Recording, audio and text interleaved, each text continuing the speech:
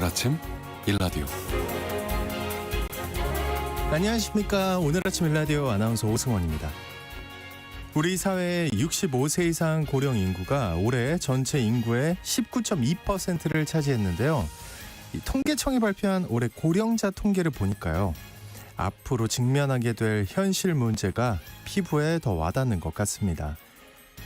현재 고령자 10가구 중 4가구가 1인 가구고요. 혼자 사는 고령자일수록 노후 준비가 덜 돼 있고 취업률이 높은 것으로 나타나고 있는데요. 모두가 꿈꾸는 노후 생활은 취미 활동하고 여행, 관광을 다니는 것이었지만요. 현실에선 취미 활동에 이어 소득 창출이 가장 많은 것으로 나타날 만큼 은퇴 없는 노후의 삶이 이어지고 있고요. 특히 혼자 사는 고령자들의 약 49%가량은 생활비를 스스로 마련하는 것으로 나타났습니다. 먹고 사는 문제에서 자유롭지 못한 노인 빈곤율 1위의 자화상이죠. 이러다 보니까 해를 거듭할수록 마음 무거워지는 날이 바로 오늘 같은 날, 노인의 날입니다. 어르신들을 공경하고 감사하는 마음을 가져보기 위한 날인데요. 이제 어느 하루만의 기념일이기보다 누구나 노인이 되는 미래의 문제에 대한 청사진 마련이 시급하다는 걸 또 한 번 이런 통계를 통해 느껴보게 됩니다. 10월 2일 수요일 오늘 아침 일라디오 출발합니다.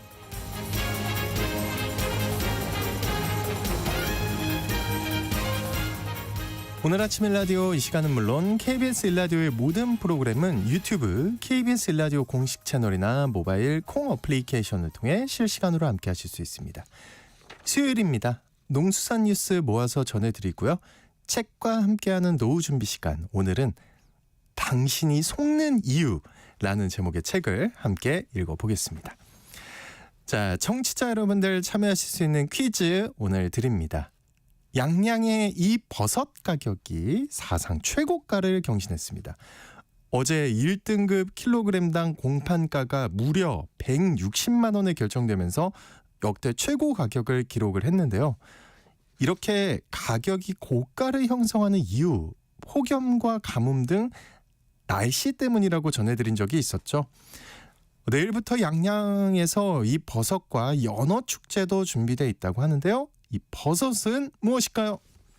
네, 지금이 제철인데 특유의 향과 맛으로 인기고요. 인위적으로 재배하기 힘들어서 가격이 높다는데 많은 분들이 아시는 것 같은데 우리 PD는 초코 과자가 생각이 난다고. 네, 저는 가수 심수봉 씨가 생각이 났는데 자, 추첨을 통해서 농촌진흥청에서 제공하는 웰빙 혼합 잡곡 세트를 한 분께 향긋한 커피를 드실 수 있는 모바일 커피 쿠폰을 4분께 드리겠습니다. 방송에 참여하실 분들은 단문 50원, 장문 100원이 드는 유료 문자 샵 9730으로 보내주시기 바랍니다.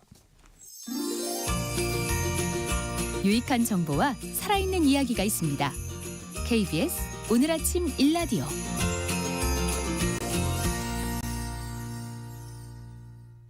농수산 뉴스 시간입니다. 지난해 생산된 농산물 중에서 가장 높은 소득을 나타낸 장목은 뭘까요? 어제부터 오는 9일까지는 우리 돼지고기 한돈 팝업 스토어 행사가 열린다고 하는데요.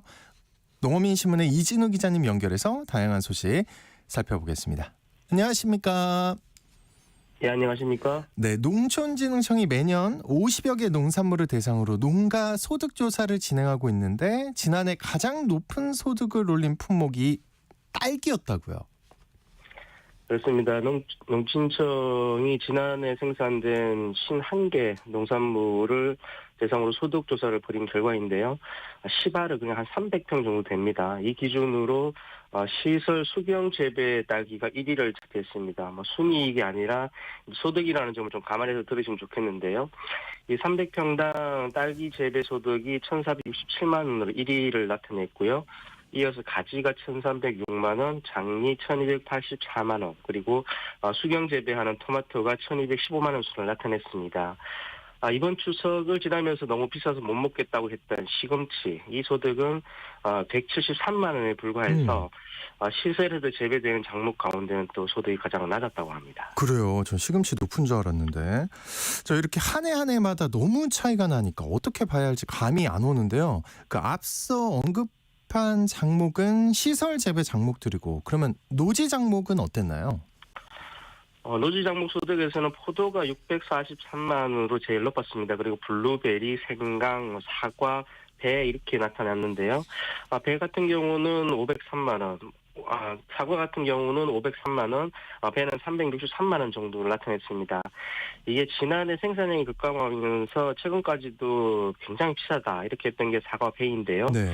이게 조사 대상 품목 중에서 소득 순위로 따지면 사과가 20위, 배는 24위 정도 중간 정도 순위를 기록했습니다.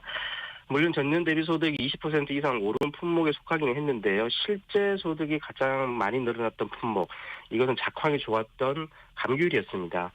오히려 사과, 배과 같은 것들이 좀 줄어들면서 대체 과일로 이제 소비가 늘어났기 때문에 네. 상승률에서는 또 1위를 차지했습니다. 작황이 좋지 않아서 생산량이 줄고 그래서 소비자 가격은 오르지만 농가 입장에서는 소득 상승률이 높지 않다 이런 결론인 것 같은데요. 그 지난해 작황이 좋았던 감귤 올해는 좀 줄 것 같다는 소식이 들어와 있다고요. 그렇습니다. 이게 열과 현상 때문입니다. 열과라는 게 이제 과가 비대하는 시기에 과도하게 수분이 공급되면서 과일의 껍질이 찢어지는 현상을 말합니다. 이 알맹이에 차오르는 수분량을 이제 견디다 못해서 껍질이 찢어지는 건데 원래 특히 제주 지역에는 비가 좀 잦았습니다. 제주농업기술원이 표본 조사를 한 결과를 보면요, 열과율이 한 10% 수준으로 계속 늘고 있다고 하는데요. 지금 또 18호 태풍 그라톤이 올라오고 있는 상황인데다가 이 기상청 날씨 예보를 좀 보니까 이번 주 내내 거의 내내 제주 지역에 또 비가 오는 것으로 예측돼 있어서 이 열과 피해는 좀 더 늘어나지 않을까 이렇게 예상이 됩니다. 이러다가 올해 감귤 맛을 제대로 보지 못하는 거 아닌가 싶은데요. 그 작황이 좀 회복돼서 농가에게도 소득이 가고 또 우리 소비자들에게도 충분한 양이 공급될 수 있기를 기대해 보겠습니다. 자, 그리고 다음 소식입니다. 우리 돼지 한돈 자조금에서 오는 9일까지 팝업 스토어 행사를 연다는데 할인된 가격으로 돼지고기를 살 수 있다고요. 그렇습니다. 한돈 자조금이 어제부터 9일까지 서울 성수동 소재 XYH 서울에서 2024 한돈데이 팝업 스토어를 진행하고 있습니다. 이 팝업 스토어 방식으로 이렇게 장기간 행사를 하는 것은 이번이 처음 있는 일인데요. 네. 원래 주제는 한돈과 함께하면 뭐든 되지 이런 주제라고 합니다. 그러면서 다양한 체험 이벤트 행사가 준비되어 있고요. 또 한돈 브랜드 업체들과 주류 업체가 협업을 해서 슈퍼 파트너스존이라는 것을 운영을 하는데 이곳에서는 시식 행사 등과 같은 풍성한 먹거리도 준비되어 있다고 합니다. 네. 이렇게 긴 기간 동안 행사를 진행하는 어떤 특별한 이유가 있을까요? 사실 돼지고기는 여름철이 지나면서 김장철까지는 비수기로 접어듭니다. 그래서 원래는 9일간에 걸쳐서 실제 소비자인 시민들과 함께하는 행사를 준비했다고 하는데요. 특히 4일과 5일에는 19세 이상을 대상으로 하는 삼소나이트라는 행사도 열리는데 네. 이게 1인 1회 한정으로 삼겹살과 주류, 아마 소맥이 될 것 같은데요. 주류를 제공받으면서 스탠딩 토크쇼를 함께 할 수 있다고 하고요. 특히 이제 4일에 열리는 삼소나이트에서는 참여자 한 100여 명을 대상으로 해서 한돈 홍보 모델이 이제 백종원 대표인데요. 이 백종원 대표가 직접 전달하는 한돈 도시락 드림 행사란도 예정이 돼 있다고 합니다. 네. 아까 근데 할인 판매 얘기를 잠깐 했는데 이 할인 판매는 어디서 하는 건가요? 이 행사장에서도 할인 판매가 진행된다고 하고요. 또 롯데마트나 이마트, 홈플러스 등과 같은 대형마트 3사 그리고 편의점과 그 기업형 슈퍼마켓 등에서도 할인 행사가 진행된다고 합니다. 자세한 내용은 한돈데이 공식 마이크로 사이트인 그 kpoketeam.com으로 통해서 확인할 수 있는데요. 행사장에서는 인파가 좀 많이 몰릴 수 있기 때문에 사전 예약을 하고 가시는 게 좋겠다 이런 생각이 드는데요. 일단 어제 오후에 확인을 해보니까 이미 사전 예약이 많이 진행된 상태여서 관심도 아주 높은 것 같다 이런 생각이 들었습니다. 네. 그리고 예약이 많이 진행됐고 또 관심도가 높다고 하니까 무엇보다도 안전에 유의하셔야겠다는 생각이 또 듭니다. 자, 그리고 마지막 소식입니다. 이달부터 내년 2월 말까지 가축 전염병 특별 방역 대책이 시행이 된다고요. 그렇습니다. 매년 같은 기간 동안에 질병이 발생할 경우는 한두 달 더 연장하는 경우도 있는데 이달부터 내년 2월 말까지 고병원성 조류인플루엔자 그리고 구제역등과 같은 가축 일종 전염병 방역을 위해서 특별 방역 대책 기간이 운영이 됩니다. 올해도 전반적으로 사전 예찰 강화하고 방역 강화 이게 주요 대책으로 제시가 됐는데요. 네. 이게 달라진 점이 있다면은 AI 같은 경우는 이제 방역 우수 농장에 대해서는 살처분 등에서 예외를 두는 방역의 완화 조치를 이행을 하게 됐다 이런 점입니다. 네, 아무래도 이제 백신을 접종하고 있는 구제역이나 소 럼피스킨 같은 경우에는 백신 접종에 주안점을 뒀을 테고 조류 인플루엔자 AI가 핵심이 되는 거 아닌가요? 그렇습니다. 이게 구제역하고 럼피스킨은 제일 효과적인 방어책이 백신 접종이니까 농장 단위 차단 방역과 함께 백신 접종에 철저히 기해달라 이런 거고요. 말씀하신 대로 문제는 조류 인플루엔자입니다. 이게 백신이 없다 보니까 야외 바이러스에 대한 사전 예찰도 해야 되고 또 소독도 해야 됩니다. 그리고 물론 농장 단위에서의 철저한 차단 방역이 또 필요한데요. 그래서 방역 당국에서도 이번 특별 방역 기간 동안 앞서 말씀드린 내용의 대책에 이제 주안점을 두고 있는 그런 상황입니다. 조류 인플루엔자 어떻게 대응하기로 했나요? 일단 중점 방역 관리 지구라고 해서 네. 가끔 이런 발생 위험 인도가 높은 지구를 지정해가지고 이곳에 있는 가금 농가에 대해서는 관리를 강화하고요. 또 대규모 농가에 대해서도 특별 관리가 추진됩니다. 이게 앞에 말씀드린 건 발생 우려가 높기 때문이고 뒤에 말씀드린 대규모 농가에 대한 관리는 혹여 AI가 발생한다고 할 경우라도 네. 계란 수급 문제를 최소화하기 위한 조치다 이렇게 보시면 될 것 같습니다. 그리고 주요 철새 도래지에 218개 구간을 지정을 해서 사람과 차량의 출입을 통제하기로 했는데요. 일반인들도 되도록이면 출입을 좀 자제하시는 게 좋을 것 같습니다. 왜냐하면 자칫 1,000만 원 이하의 과태료가 부과될 수도 있기 때문인데요. 반대로 앞서 말씀드린 대로 이제 방역 조치가 잘 이행되고 있는 경우, 이 경우에는 이동 제한이나 예방적 살처분 등과 같은 방역 조치를 완화하기로 했습니다. 네, 모쪼록 올겨울에는 그 효과가 좀 충분히 나왔으면 좋겠습니다. 농수산 뉴스 지금까지 농어민신문의 이진우 기자님과 함께했습니다. 오늘 말씀 고맙습니다. 감사합니다.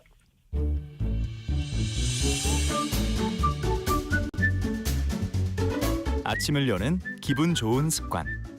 KBS 오늘 아침 1라디오.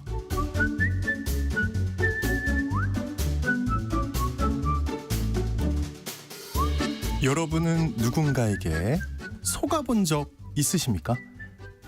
살면서 한 번도 남에게 속아본 적이 없다면 그건 다행입니다. 하지만 여태껏 속아본 적이 없다고 앞으로도 그러리라는 보장은 없죠. 네, 그런데 우리는 왜 남들에게 쉽게 속아 넘어갈까요? 자, 오늘 책과 함께하는 노후 준비 시간, 당신이 속는 이유라는 제목의 책을 함께 읽어보겠습니다. 미래에셋 투자와 연금센터의 김동엽 상무님 나와주셨습니다. 어서 오십시오. 네, 안녕하십니까? 제목이요. 굉장히 그렇죠. 궁금증을 자아내는 당신이 속는 이유, 이거 어떤 책인가요?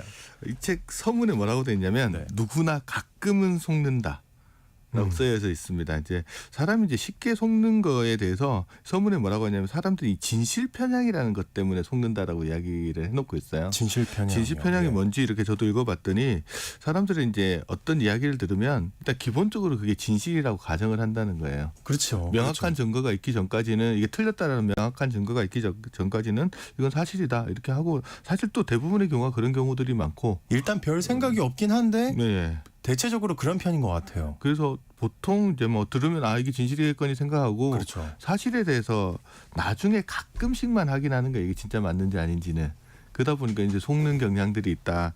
하지만 이제 이런 진실 편향 모든 사실을 다 의심하고 살면은 공동체에서 생활하는 것 자체가 불가능한데 피곤하죠. 우리를 속이는 사람들은 이걸 이용한다는 거예요. 사람들이 이렇게 쉽게 믿는 경향들을 이용하기 때문에 우리가 좀 쉽게 다 당하는 경우들이 많다. 진실 편향 지나치게 많이 받아들이고 너무 적게 확인하려는 이 경향들을 우리를 속이려는 사람들이 이용을 하는 경향들이 많은데 저자들은 이 책에서 이제 수백 가지 종류의 속임수 사례들을 다 연구를 해보고 인지 심리학에 대한 이해를 바탕으로 이제 반복적으로 나타나는 이제 패턴들을 좀 연구해서 이 책을 이제 기술하게끔 됐다라고 보시면 됩니다. 이 책 크게 2부로 구성이 되어 있는데 네. 1부에서는 우리를 쉽게 속이는 4가지 인지 습관 에 대해서 알려주고요. 2부에서는 우리를 이렇게 속이는 사기꾼들의 기술 4가지 이를 알려준다라고 보시면 돼요. 그래서 이제 크게 한 8장으로 되어 있어서 읽어보시면 이제 나는 왜 이럴까라는 거에 대한 자기 진단을 한번 내려볼 수 있을 것 같습니다. 근데 아까 말씀 중에 저자가 아니고 저자들 이렇게 예. 얘기하셨거든요. 어떤 사람들인가요? 두 분이신데요. 이 책의 저자인 이제 주저자가 이제 데니엘 사이먼스라는 분인데 이게 일리노이 대학에서 이제 심리학 교수로 있고 시각 디자인 연구소를 이끌고 있습니다. 이제 또 공동 저자인 이제 크리스토퍼 차브리스라는 분 발음 좀 어려운데 유니언 칼리지와 차브리스. 유니언 칼리지랑 하버드 대학교에서도 강의하고 있고 인지과학자. 다 인지 관련이에요. 그러니까 사람들이 어떻게 지식이나 이런 것을 받아들이는지에 대한 연구들을 하는 사람들이라고 보시는데 이 두 분들이 한 것 중에 아주 재미있는 연구가 뭐가 있냐 그러면 보이지 않는 고릴라 실험으로 되게 유명합니다. 보이지 않는 고릴라. 이건 이제 책으로도 우리나라에 좀 출간되어 있는 거라고 보시면 돼요. 이거 실험 내용 하나만으로 책이 나왔다. 어떤 실험인가요? 저도 간략하게. 이 실험 동영상도 보고 뭐 실험 관련된 책도 읽어보고 있는데 이게 인지과학 분야에서는 되게 재미있는 실험인데요. 어떤 실험이냐면 농구 경기를 하는 겁니다. 까만색 옷 입은 사람 3명하고 하얀색 옷 입은 사람 3명이 나오는데 실험 대상자들을 모아놓고 흰 옷 입은 3사람이 그 정해진 시간 동안 패스를 몇 번 하는지 헤아려 보라는 겁니다.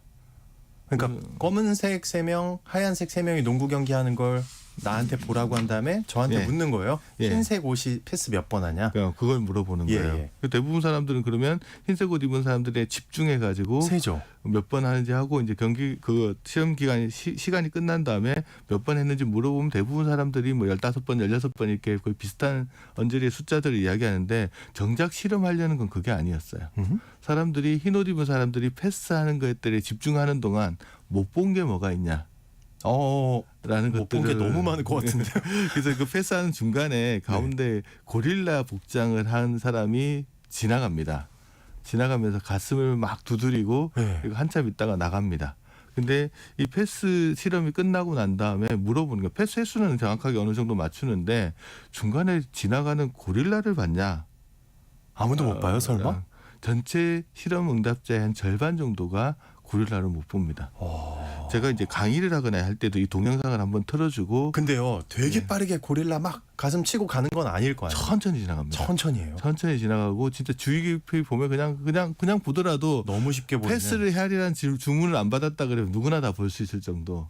네, 제가 현장에서도 이 동영상을 보여주고 실험을 해보면 못 보는 사람도 절반 이상 됩니다, 진짜.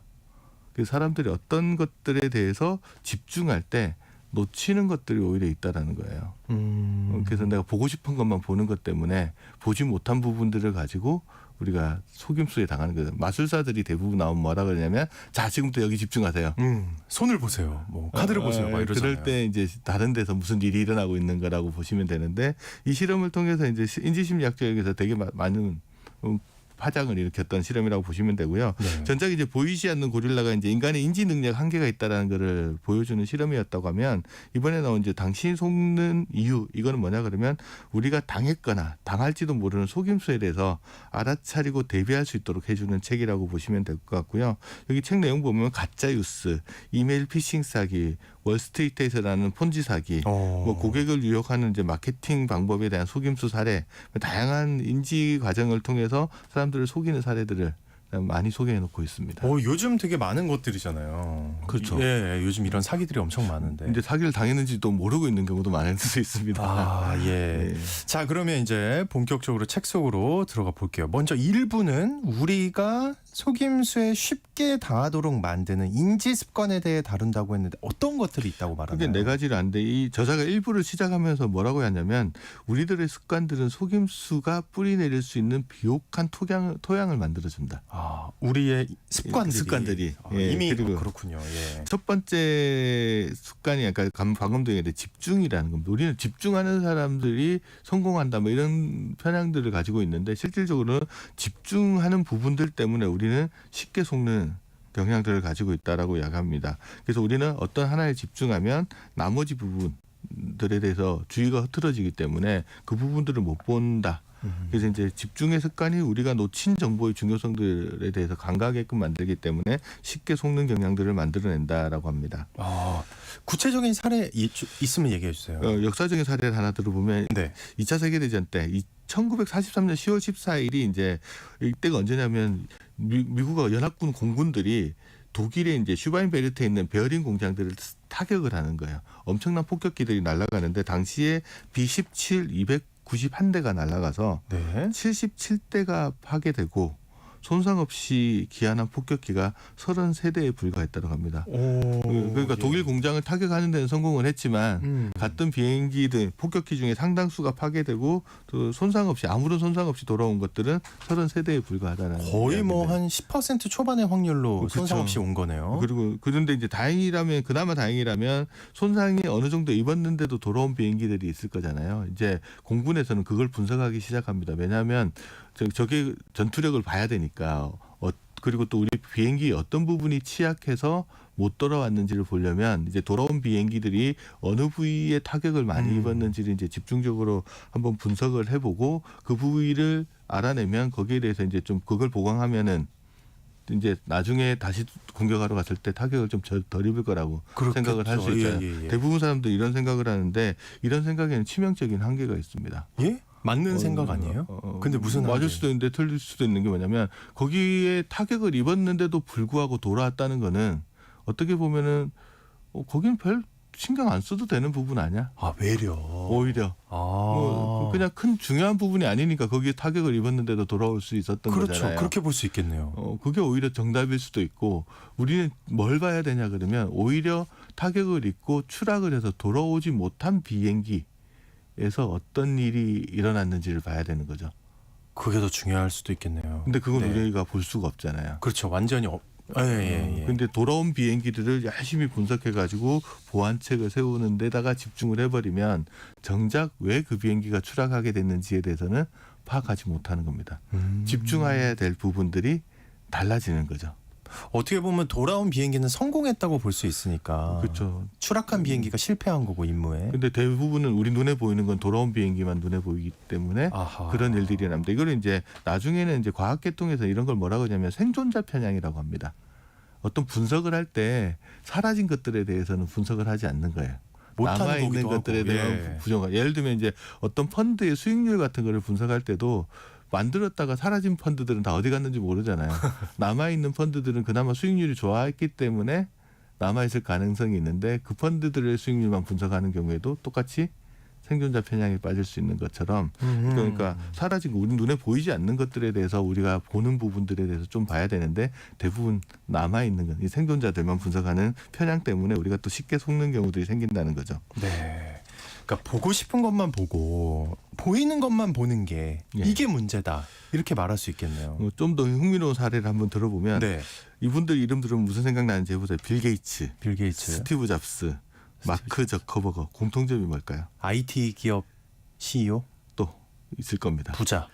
많은 사람들이 그런 이야기도 하면서 네. 이분들의 공통점이 대학을 중퇴했다라는 거죠.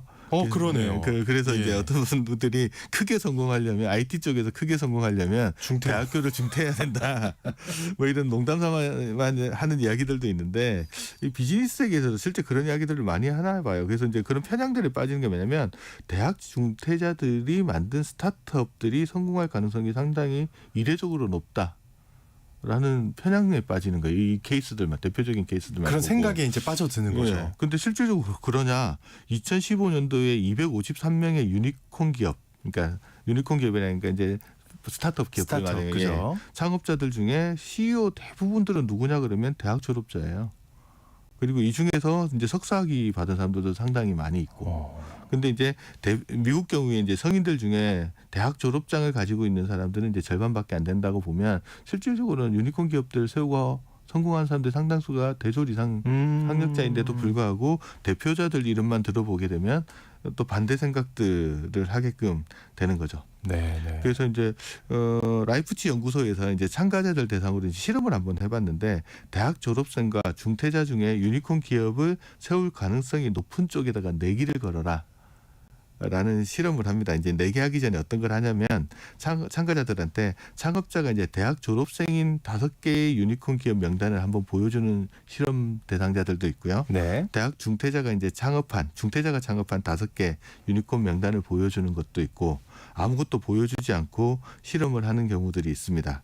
이제 성공한 중퇴자 목록을 봤던 참가자들 중에서 유니콘 기업을 만든 이들이 이제 중퇴자를 선택했다. 중퇴자들이 유니콘 기업을 만들었을 거라고 선택한 비율이 한 68%에 달하고 대학 졸업자 명단을 봤던 참가자들 중에는 선택한 이들이 한 13% 정도에 불과합니다. 그래서 직전에 어떤 정보를 받느냐에 따라서 영향을 받네요. 영향을 많이 받는 거라고 보시면 될 것 같아요. 그래서 우리가 이런 부분들도 보면 또 어디에 집중하느냐에 따라서 결과가 달라지고 이게 사기꾼들은 이런 부분들을 이용하는 거라고 보시면 될 것 같습니다. 그러면 내가 원하는 결과값을 얻기 위해서 살짝 그쪽 정보를 먼저 보여준 다음에 그렇죠. 선택을 유도하는 거네요. 그래서 사람들 편향을 만들어 버리는 것들이 이제 보는 거라고 보시면 될까요? 그래서 이제 그런 경우들이 부지간에 좀 많이 당하는 이유 중에 하나일 수가 될 수 있을 것 같습니다.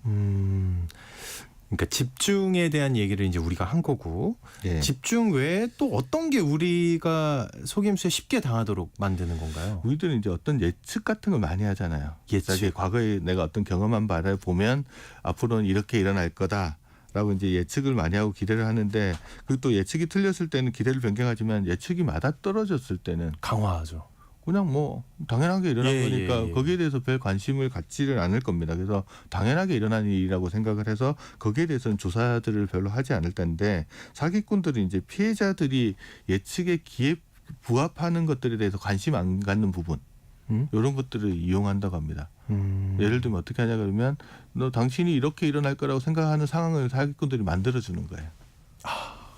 상황을 아예. 그렇게 만들어주면 사람들 별 의심 없이 그냥 내가 가죠. 기대한 대로 간 거에 되니까 거기에 대한 별다른 조사도 없고 그냥 가는 겁니다. 예를 들어서 아까 이제 보이지 않는 고릴라 실험이 있었잖아요. 그 실험은 이제 2차 실험을 한번 더 해보는데 이번에는 이제 한번 보이지 않는 고릴라 실험을 했으니까 실험에 참가한 사람들은 중간에 고릴라가 지나갈 거라는 걸 알죠. 예. 그래서 다시 또 합니다. 흰 옷 입은 사람이 몇 번 패스하는지를 한번 세알아 보라보면 이제 예측을 하잖아요. 중간에 고릴라가 지나갈 거야. 근데 나 고릴라 봐야지 하면 이제 농구공 패스도 세면서 중간에 고릴라 지나가는 것들 거의 다 봅니다. 근데 또 놓치는 게 있어요. 예? 그 실험하시는 분들이 이 중간에 고릴라가 지나갈 때 뒤에 배경이 되는 커튼 색깔을 황금색에서 붉은색으로 바꿉니다. 티나게. 예, 또 티나게 천천히. 완전히 완전 색깔이 바뀌는 게 그냥 보면 보이는 정도. 네. 그다음에 패스를 하고 있던 중에 흰 옷 입은 사람들 패스하고 있잖아요. 까만 옷 입은 사람이 한 명 사라집니다. 그런데 고릴라를 보고 흰 옷 입은 사람 패스하는 것만 집중해서 보던 사람들은 그 사실을 몰라요. 그래서 우리가 모를 것 같아요. 그리고 어디에 집중하느냐에 따라서 내가 놓치는 부분들이 상당히 많다라는 것들.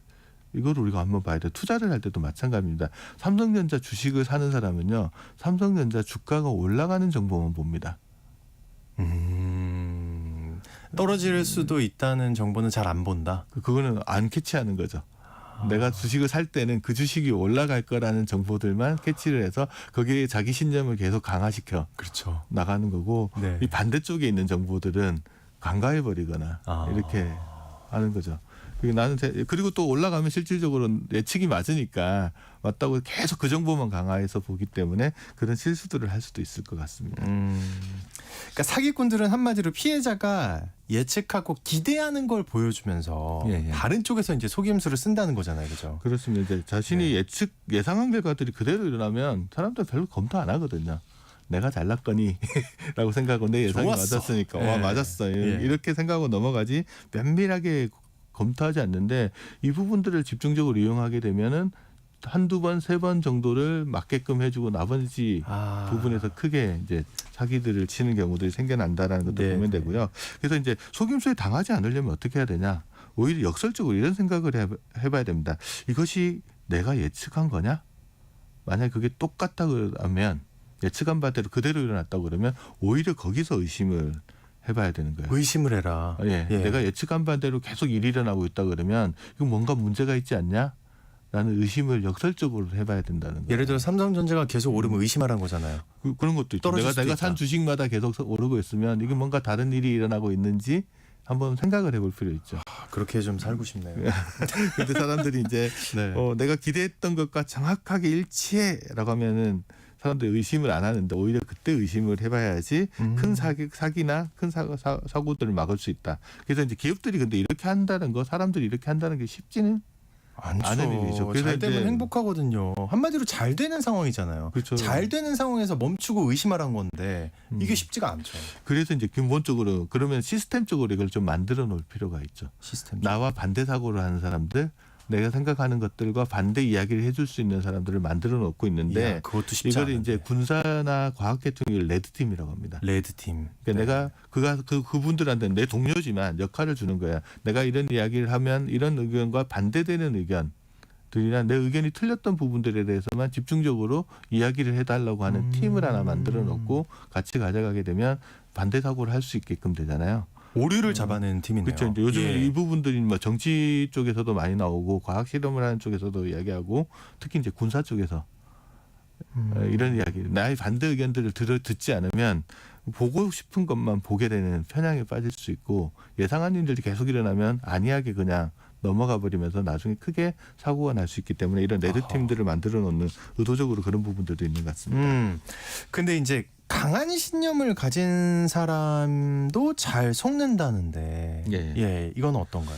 예를 들면 이제 저자도 설명을 안 하는데 1970년도랑 80년대 유럽의 로큰롤 밴드, 로큰롤 좋아하시는 분은 러스트 파우스트라는 러스트 파우스트. 로큰롤 좋아하는 사람들 꽤 아나 봐요. 그래서 네. 저도 처음 들었던 이름인데 이 부분들에 대해서 베를린에 기반을 둔 밴드인데 이 밴드의 특징들이 있습니다. 이 사람들은 앨범을 낼 때 이제 그 카세트 테이프로 된 앨범만 내고 실제 공연 활동을 그렇게 열심히 많이 한 것도 아니에요. 그런데 나중에 되게 유명해졌는데 네. 2006년도에 이제 출간된 회고록을 보면 러스트 파우스트 앤솔로지라는 이 회고록 같은 것도 나오고 그걸 보면서 사람들은 이 밴드에 대한 추앙을 하고 막 그렇게 하는 거예요. 근데 중요한 건 뭐냐면 이 밴드들이 실질적으로 존재하지 않았습니다. 예? 아니 1970년대와 80년대 초에 유명했다면서요? 그런데 이게 어떻게 된 거냐면 예. 1970년대에 이제 러스트 파우스트 음악을 들었다는 것들을 막 기억하는 사람들이 되게 꽤 많이 있다고 하는데 실질적으로 이 그룹이 존재하지 않는데 이게 만들어낸 겁니다. 나중에 예. 쇼블린이라는 사람들이 뭐 어떤 이야기를 하냐면 밴드의 탄생 이야기, 멤버, 음반, 투어 일정들을 나중에 다 가공해서 만들어가지고 이제 올려놓고 위키피디아 같은 데도 올려놓고 스토리를 다 만들어낸 거예요. 그럼 사람들은 그 이야기를 나중에 듣고 옛날에 기억을, 있었지. 기억을 이제 만들어내는 겁니다. 그래요. 그럼 나중에 지나고 나면 사람들의 기억이라는 것들은 정확하게 있었던 사실을 기억하기도 하지만 기억은 미래에 들었던 것들 가지고 과거를 편집하기도 하거든요. 그런 부분들을 이야, 신기합니다. 그러면 이제 신념이 생겨요. 나는 이 그룹을 잘 알아. 이거 어릴 때부터 듣고 자랐어라고 생각하는 사람들은 실제 그게 있었던 걸로 기억하는 경우들도 생기는 거죠. 야, 그러니까 과거의 기억도 한마디로 만들 수 있고 왜곡될 수 있는 거네요. 그래서 막 말씀드렸듯이 이제 과학 150년을 거친 이제 과학 연구 결과를 보면 네. 우리는 이제 기억을 떠올리는 것만 아니라 재구성도 한다. 그래서 내가 이렇게 어떤 사실을 기억하고 있다면 그게 100% 정확한 게 아닐 수도 있다는 것도 자기가 알아야 됩니다. 그 사기꾼들이 이런 부분들을 잘 이용할 수도 있는 거라서 그런 부분들도 좀 알아야 되고요. 그다음에 어떤 가정이나 믿음이 생기게 되면 그것에 대해서만 생각을 하게 되잖아요. 이건 맞아라고 하면 그것에서 벗어나는 증거나 사실들이 있다고 하면 예를 들어서 러스트 파우스트라는 그룹이 밴드가 없었다라는 증거가 나오면 안 보는 겁니다. 내 신념이랑 다르니까. 내 생각이랑 신념이랑 다르니까. 예. 내 신념이랑 다른 사람이 하는 이야기는 의도적으로 또 안 듣게 되고 안 보게 되게끔 되는 거죠. 하지만 들어야 된다. 이거를 이제 심리학자들은 의도적인 눈 감기라고 이야기를 합니다. 의도적으로 눈을 감는다. 의도적으로 그 부분에 맞네요. 대해서는 눈을 감아버리기 때문에 이런 일들은 이건 이제 우리가 어떤 사실에 전념하게 되면 우리가 전념하고 있다는 점을 알지 못할 경우들이 많잖아요. 그럴 때가 가장 위험할 때. 진짜 위험하겠네요. 예. 그런 일들은 일상 속에서도 많고요. 요즘은 우리 사회가 양극화되면서 극단적으로 자기가 속한 그룹의 정보들만 계속 보는 경향들이 있고 제가 보기에는 여기 이제 너튜브 같은 것들도 많이 작용하는 것 같아요. 알고리즘이요. 알고리즘이 내가 네. 본 정보들만 계속 보여주거든요. 그러니까 그것 말고 다른 정보 하나 나오게 되면 그냥 눈 감아버리고 그쵸. 안 보게 되는 경향들. 음. 그래서 혹시 내가 처음부터 잘못된 가정을 하고 있는 건 아닐까라는 생각들을 계속하는 습관들을 들여놓는 것들이 필요합니다. 네. 그래서 내가 보는 정보 말고 다른 쪽의 정보들도 또 봐야 되고요. 이게 그 다른 그 SNS 같은 것도 볼 때 나랑 다른 생각을 가진 사람들의 것들도 좋아요 가끔 눌러주고 그래야지 알고리즘이 그런 정보들도 가져오기 때문에 좀 균형 잡힌 생각들을 할 수 있을 것 같습니다. 아, 좀 이런 알고리즘 그런 시기에 좀 KBS가 역할을 하면 좋은데 참 안타깝습니다. 그 저자는 우리가 쉽게 속임수에 당하는 인지 습관 중에 마지막 네 번째를 뭐라고 하나요? 마지막으로 이제 경험을 통해서 효율을 추구하는 경우들이 있죠. 모든 걸 일일이 다 조사하지 못하니까 옛날에 이런 경험했으면 뭐 거기 따라서 사실이 맞을 거라고 생각을 하는 거 효율성 있게 가져가는 경우들이 많잖아요. 네, 네. 우리가 뭐 일일이 다 조사한다 그러면 오히려 시간이 많이 걸려서 더 힘들고 실수하는 경우들이 더 많을 겁니다. 그래서 이렇게 효율을 추구하는 것 자체가 잘못된 것들은 아니지만 이렇게 효율을 추구하는 것들을 상대방들이 이용하는 부분들이 분명히 있을 수 있거든요. 그래서 그런 부분들 우리가 이제 과거 경험에만 의존해서 앞으로 일어날 일을 예측한다 그러면 우리가 기대하는 것이 무엇인지 잘 아는 혹은 그것을 조정하는 데 능숙한 사람들한테 속임수에 당할 가능성들이 있다는 예를 하나 사실들. 들으세요. 예. 예를 보시면 될 것 같습니다. 그래서 우리가 비슷한 예로 이제 데스크톱이나 프린트 같은 것들을 사서 보게 되면 프린트기 데스크톱 프린트기 사실 때 옛날에 비해서 가격이 되게 많이 싸지 않아요? 요즘 엄청 싸다고 알고 있는데. 거의 뭐 예. 기기값은 없이 사는데 그때는 뭐가 문제가 되는 거냐면 기기값보다 더 비싼 게 거기에 들어가는 잉크값이잖아요. 잉크, 토너. 근데 우린 그건 사실도 알아요. 잉크값이 비싸다는 사실도 알지만 당장에 데스크톱 프린트를 살 때는 뭐 싸니까 그냥 삽니다. 그리고 이제 잉크를 갈아 낄 때마다 생각하는 거죠. 아이씨 이게 더 비싼데 이런 생각을 하는데 의사결정하는 과정에서는 경험상 그냥 싼 기계들을 이렇게 좋죠. 계속 네. 그렇게 구입하는 경우도 있죠. 그게 이제 기업들이 이제 제품을 만들고 상품 전략을 세울 때 그런 부분들을 조금 이해에 속이려는 것들로 얘기를 하는 거죠. 어디서 돈을 벌 거냐. 그래서 이제 장기적으로 이제 우리가 잉크 지출 비용들을 고려하진 않잖아요. 얼마나 쓸지. 뭐 이런 것들 고려하지 않는 부분들을 이야기하는데 우리가 이제 그래서 이제 속지 않으려면 가려진 이런 속성들 같은 것들을 꼼꼼하게 쳐다보고 계산해보는 습관들을 어느 정도는 좀 가져야 될 것 같습니다. 한마디로 그냥 쉽게 생각하고 넘어가지 말라는 뜻으로 들려요. 오늘 전반적으로. 예를 들면 요즘 많이 이용하는 게 뭐냐면 물건값이 비싸니까 그리고 구독 시스템으로 바뀌는 경우들도 있죠. 예. 물건 주고 사면은 괜찮은데 구독해서 한 달에 10,000원이면 계속 내는 뭐 거죠. 괜찮지 하고 하는데 그 꾸준히 10,000원씩 빠져나가면 그 비용이 더 클 수도 있으니까 항상 비교를 한번 해보는 습관들은 가질 필요가 있을 것 같습니다. 네. 자, 이제 우리가 쉽게 속는 이유 네 가지를 지금까지 살펴봤는데 마지막으로 상무님은 이 책을 어떻게 읽으셨는지 좀 총평이랄까요? 이런 게 좀 궁금합니다. 어떤 생각하셨나요? 저는 읽으면서 무슨 생각이냐면 우리가 집중력이 높고 예측 잘하고 신념 강하고 경험이 많은 사람들이 성공할 가능성이 되게 높다라고 생각하고 이미 머릿속으로는 그 사람들은 멋지고 성공한 사람인데 그런데 예. 금방 이야기했던 사기에 잘 당하고 쉽게 속는 사람의 공통점이 집중력 높고 예측 잘하고 신념이 강하고 경험이 많은 사람입니다. 네. 그러니까 내가 생각하는 것들 이외에 다른 일들이 벌어질 수 있다는 것들을 충분히 인지하고 있어야 항상 생각을 생각을 해야겠네요. 하고 예. 살아야 될 것 같고요. 특히 이제 속임수가 이제 발생할 수 있는 상황들이 어떤 건지에 대한 것들을 좀 머릿속에 좀 넣고 갈 필요가 있고요. 이 책의 2부에 보면은 어떤 경우에 사기꾼들을 어떤 수법으로 나를 속이려고 하는지에 대한 이야기가 4가지 정도가 나와 있거든요. 그래서 혹시 관심 있으신 분 한번 보시고 인생에 있어서 큰 사기 한번 당하면 내 인생이 사라져버릴 수도 있잖아요. 좀 조심하시고 살았으면 좋겠다는 생각들을 책을 읽으면서 했습니다. 네, 지금까지는 운이 좋았을 수도 있지만 앞으로는 장담할 수 없으니까 그죠? 네. 이 책 잘 한번 읽어봐야겠습니다. 자, 오늘 책과 함께하는 노후 준비 시간에 당신이 속는 이유라는 책을 함께 읽어봤습니다. 미래세 투자와 연금 세터의 김동엽 상무님과 함께했습니다. 오늘 말씀 고맙습니다. 네, 감사합니다. 네, 오늘 퀴즈의 정답은요. 송이버섯이었습니다. 1988님 정답 보내주셨고요. 0189님 송이버섯이요.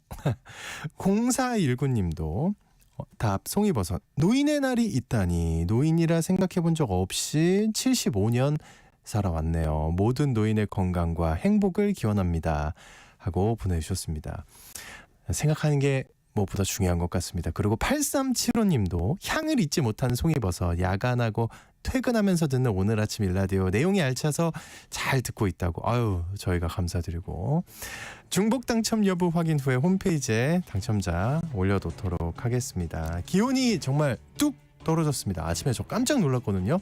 그 일교차 크니까요. 거기에 잘 대비하시고요. 전 내일 다시 인사드리겠습니다. 좋은 하루 보내세요.